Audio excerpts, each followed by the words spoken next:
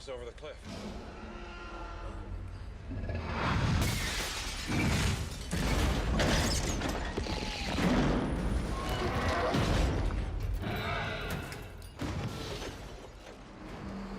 Hardcore Henry, c'est un peu Crank 2, avec moins de blabla.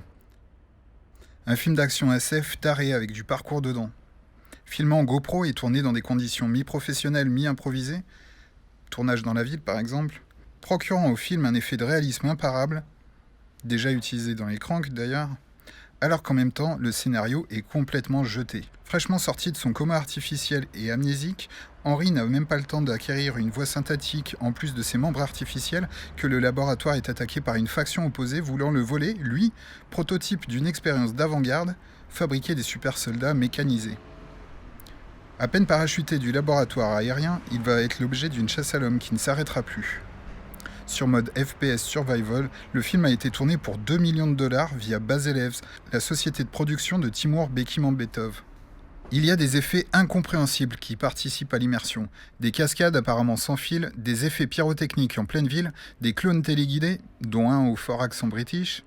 Certes, la caméra subjective aura pu faciliter sans doute le développement et le tournage du film, tant sur l'écriture de plans que sur les effets spéciaux.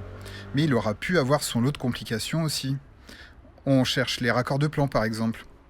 Mais après l'accord et tous les found footage, il semble qu'un nouveau cap soit franchi. Mais on se demande quand même, entre un numéro 4 à 60 millions et un Hardcore Henry à 2 millions, où passe l'argent ? Dans les taxes ? Possible qu'un effet de grue américaine revienne plus cher qu'un cascadeur réalisateur russe. Mais quand même, avec Attraction, prix Adzeni en 2017, il semblerait que les Russes soient en possession d'une technologie secrète pour faire des films pas chers, à méditer.